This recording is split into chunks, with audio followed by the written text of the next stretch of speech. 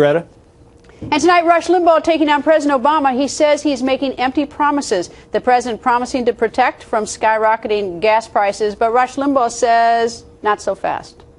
They don't know anything about this. They're going to issue all kinds of regulations and demands on an industry they haven't the slightest understanding of. But you're not going to know any of that. All you're supposed to know is that just like your health insurance premium was going to be $2,500 less, now you're going to be saving $8,000 a year on your gasoline by the time 2025 comes around. So I just want you to remember what happened.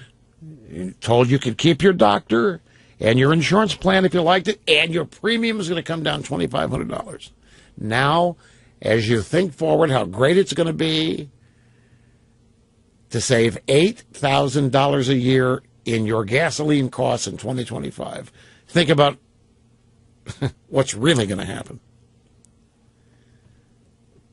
And you're not going to be saving any money.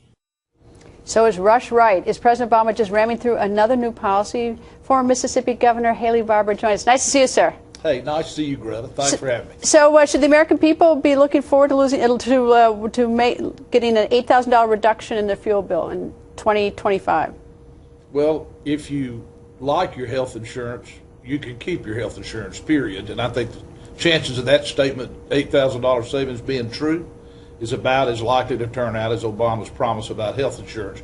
But we can say this, to the degree that we are having an energy revolution in America, the administration has had nothing to do with it. It's been in spite of the policies of this administration that we really have a reasonable chance in a few years to become energy self-sufficient, or at least we, Canada, and Mexico together. Why and the president's had a hard time with this rollout of Obamacare, with that promising that people would keep their health insurance and the doctors if they want.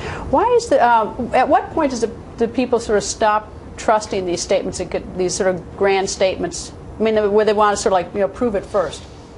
Well, I think the American people, for the vast majority, already are there.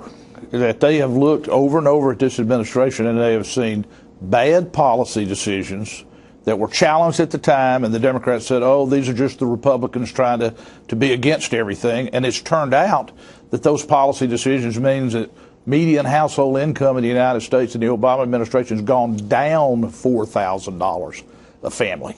That productivity in the American economy went up on average 1.1%, less than half the rate of the last 50 years. So the American people have watched this administration, and most everything the administration said has not turned out to be true. That's why it's so unpopular. Is there anything the president could do to work with the Republicans? I mean, what would make a profound difference at this point? Well, there are a million things that he could do. For instance, he's come out for this MyRA. He has created by executive fiat, or says he's going to, a new kind of savings vehicle.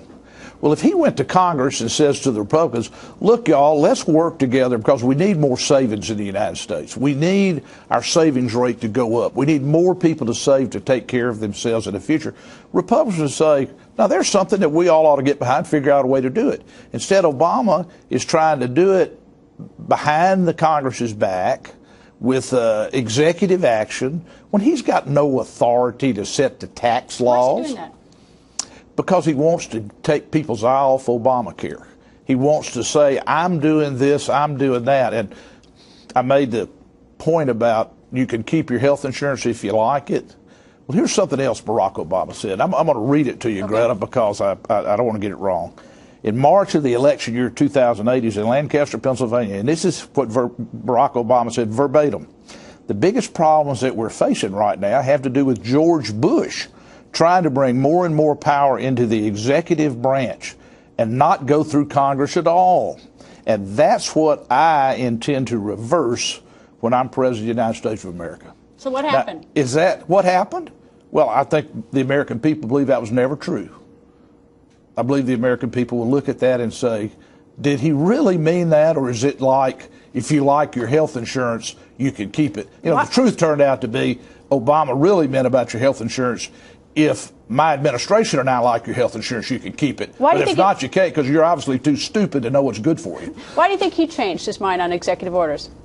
Because he can't get things done in Congress. Unlike Ronald Reagan and Bill Clinton, both of whom knew how to govern in a divided government and brought people together to pass big issues like the Reagan economic plan, the 86 tax bill, Social Security reform, or Bill Clinton welfare reform, first balanced budget in a generation. They led, and they led divided government. He has never even attempted to do that. The Republicans have been his enemy. When he ran for re-election, if you want to know one reason he's had a hard time in his second term, he did not even try to get a mandate. He said, I ought to be elected president because Mitt Romney is a rich white guy who doesn't care about people like you, and he ships jobs overseas. He's a quintessential plutocrat married to a known equestrian. That was the whole theme of the campaign. It was not like 1984 when Reagan said it's morning again in America. And I want to run on my record. Chris Christie's been in the news. Here's a guy who ran for re-election on his record. Obama couldn't run on his record. And so he's made his whole political career on the other side is terrible. It's always somebody else's fault. Governor, nice to see you. Great to see you, Greta.